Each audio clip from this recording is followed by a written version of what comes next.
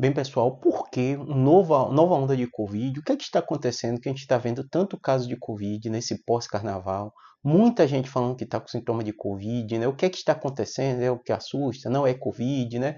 Pouca gente tem feito o teste, mesmo assim a gente viu, dado do Ministério da Saúde, mais de 100 mil casos de Covid confirmados, isso antes do carnaval. Agora, com certeza, tem o maior número de casos, né? Vamos lá entender de uma vez por todas esse tema, que vai ser um tema recorrente, não tem jeito, não adianta reclamar às vezes no comentário, a gente, não precisa mais falar de Covid. Precisa sim, porque é uma doença, imagine. A gente está falando do Brasil. Pense aí ao seu redor. Quem você lembra que foi fazer teste de Covid? Provavelmente pouquíssimas pessoas.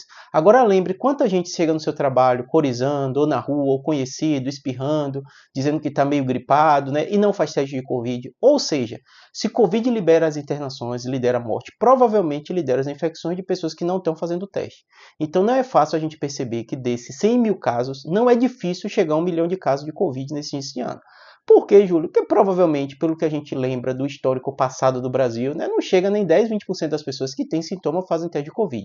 Além do mais, não está fácil no SUS, não está fácil você conseguir e é um exame caro. Então, por isso que a gente imagina que é um número muito maior. Né?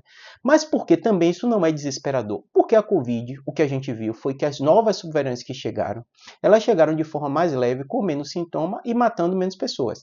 Logo, como as pessoas estão com menos sintoma e internando menos, é feito menos testes. Mas isso não quer dizer que a Covid é um problema que a gente não deve mais falar. Pelo contrário, cada vez a gente vai falar mais de Covid no seguinte aspecto: risco de mutação, que ele reduz, mas ainda existe, né? Risco de pessoas internando e risco de gente morrendo. Estabilizou o número de mortes relativamente alto. A gente está falando mais de 1.000 pessoas morreram por infecção respiratória aguda grave no Brasil nesse início de ano. É muita gente morrendo, né?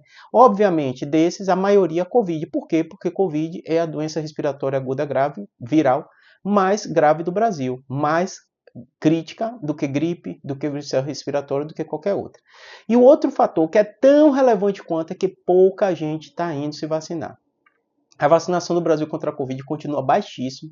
A gente está falando de uma minoria de pessoas idosas que estão indo tomar dose de reforço. Se a gente olha, né, pessoas de governo, gente importante que tem hoje em dia o calendário vacinal aberto, quantas pessoas investigam não estão tomando a vacina da Covid, né, pessoas públicas, pessoas que falaram até bem da vacina, que falam que a vacina funciona, elas não estão indo tomar.